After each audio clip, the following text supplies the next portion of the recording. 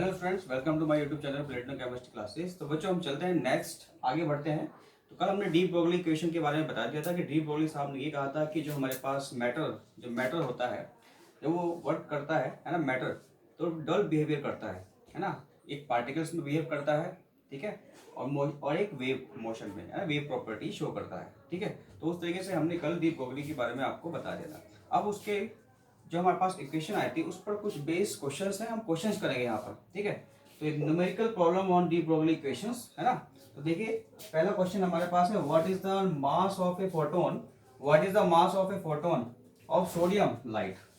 अब sodium light, देखिए हमारे पास सोडियम लाइट में पूछा है what is the mass of photon of sodium.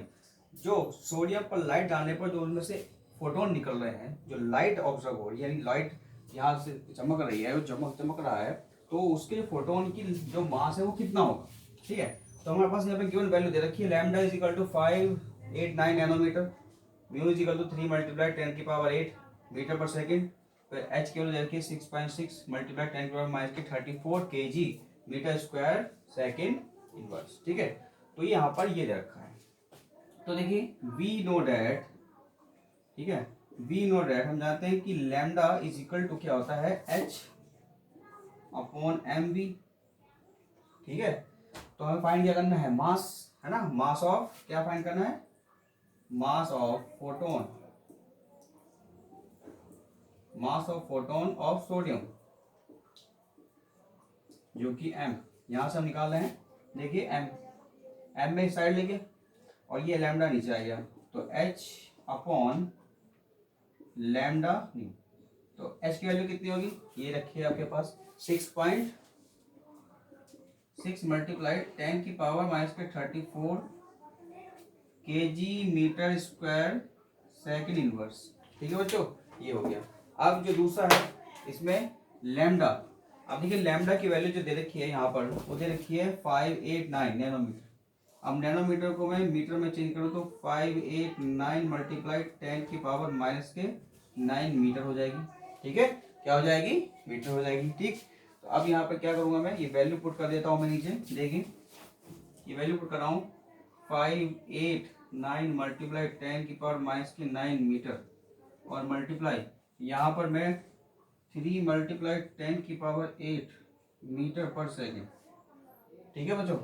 Second से सेकंड कैंसिल हो गया क्योंकि ये इनवर्स में है, वो अपॉन वो भी आपका क्या है, इनवर्स में है। मीटर, 1 मीटर से 1 मीटर कैंसिल हो गया, 1 बच गया, ठीक है। तो यहाँ पर इसका जो आंसर आएगा बच्चों, ये कैलकुलेशन करके यहाँ पर दूसरा क्वेश्चन करूँगा मैं, ठीक है। इसका जो आंसर आ जाएगा वो कैलकुलेट करके आ जाएगा 3 पॉइंट, ये आ जाएगा इसका आंसर, जो एम की वैल्यू आएगी 3.74 मल्टीप्लाई 10 की पावर आ जाएगी 36 kg, 36 kg, ठीक है। तो हमारे पास जो यहाँ पर मास ऑफ फोटोन आएगा वो कितना आएगा, 3.74 मल्टीप्लाई 10 की पावर माइनस 36 kg, ठीक है। तो यहाँ पर ये क्वेश्चन फर्स्ट खत्म फिनिश होता है हमारे पास। अब सेकंड क्वेश्चन पे आते हैं, देखिए इंपॉर्टेंट है question, calculate the de Broglie wavelength, है ना, calculate the de Broglie wavelength of helium. यहाँ पर हीलियम की पूछा है, He, क्या हुआ, He होता है इसका, atom at 27 degree Celsius moving with velocity, है ना, उसको हीट किया जा रहा है 27 डिग्री सेल्सियस पर, जो मूविंग जो उसके पार्टिकल्स हैं, है ना। तो यहाँ पर वेवलेंथ पूछी है, तो वेवलेंथ यानी किस तरीके से वेलोसिटी होगी उसकी, 2.40 मल्टीप्लाई 10 की पावर 2 मीटर पर सेकेंड, ठीक है। तो इस वेलोसिटी के साथ में वो मूवमेंट कर रहा है ना, 2.40, ठीक है, 2.40 मल्टीप्लाई 10 की पावर 2 मीटर पर सेकेंड, हमें वेवलेंथ निकालना है। तो देखिए बच्चों, सबसे पहले नोट कर लेते हैं लैम्डा, हमें वाट हमें फाइंड करना है। टेम्परेचर का इसका कोई रोल नहीं है, इसको हीट किया गया, बताया गया 27 पे, ठीक है। और आपका यहाँ पर जो न्यू है आपका वेलोसिटी, ये कितना है आपका 2.40 मल्टीप्लाई 10 की पावर 2 मीटर पर सेकेंड, ठीक है बच्चों। और एच की वैल्यू क्या होगी, एच की वैल्यू 6.6 मल्टीप्लाई 10 की पावर, ठीक है, 10 की पावर या 6 to 5 कर लेते हैं 37, ठीक है, ये तो होती है, ठीक। और क्या हो जाएगा, जूल पर सेकेंड, क्या हो जाएगी, जूल पर सेकेंड। अब देखिए बच्चों, हमें यहाँ पर वेलोसिटी मिल चुकी है, एच मिल चुका है, लैम्डा हमें फाइंड करना है। अब हमारे पास मास कहाँ से आएगा? देखिए बच्चों, कभी भी क्वेश्चंस में कभी भी मास अगर नहीं दिया हो तो उसको कैसे निकालते हैं? देखिए, हमें यहाँ पे किसका, हीलियम का मास निकालना है। क्या निकालना है? हीलियम का मास, मास ऑफ हीलियम। तो देखिए, gram atomic mass upon Na। N यहाँ पर क्या है? एवोगाड्रो नंबर है। क्या है यहाँ पर? Avogadro number. ठीक है, कभी भी आपको मास निकालना हो तो यहाँ पर 4 इसका क्या होता है? ग्राम एटॉमिक मास है ना, 4 होता है हीलियम का। एटॉमिक नंबर 2 होता है, उसका एटॉमिक मास क्या होता है? 4 होता है। अब यहाँ पे होता है 6 पॉइंट, ठीक है,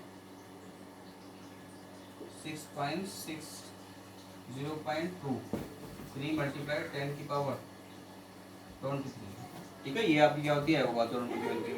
तो ये डिवाइड करके ये आ जाएगा आपका 6 पॉइंट, ठीक है, 64 मल्टीप्लाई 10 की पावर माइनस के 24। 6.64 मल्टीप्लाई 10 की पावर माइनस के 24 ग्राम। ठीक है, ग्राम में आ गया। ठीक है बच्चों, अब जो एच हमने, ठीक है, चलिए अब ग्राम में आ गया, तो ग्राम के बाद हम इसको केजी कन्वर्ट कर लेते हैं केजी में।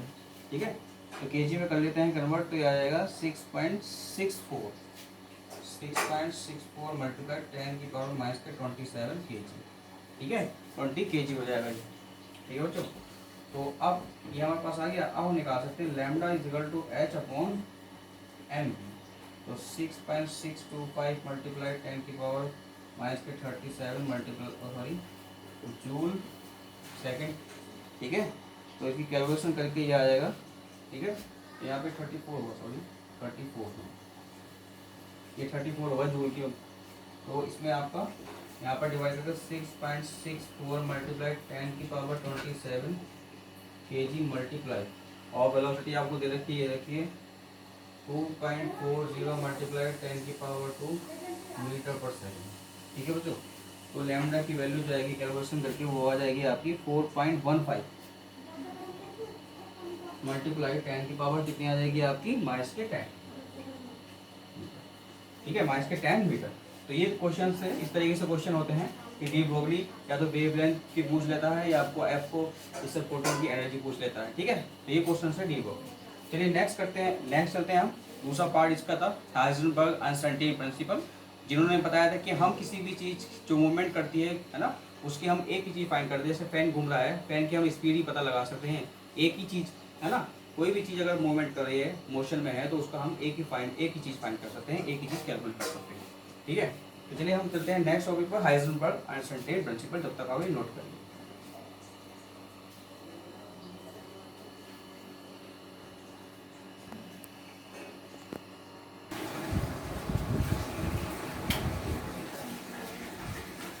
चलिए बच्चों चलते हैं, और नेक्स्ट है, नेक्स्ट हेडिंग रह गया था इसमें कि अनसर्टेन प्रिंसिपल। ठीक है, हाइजेनबर्ग अनसर्टेन प्रिंसिपल।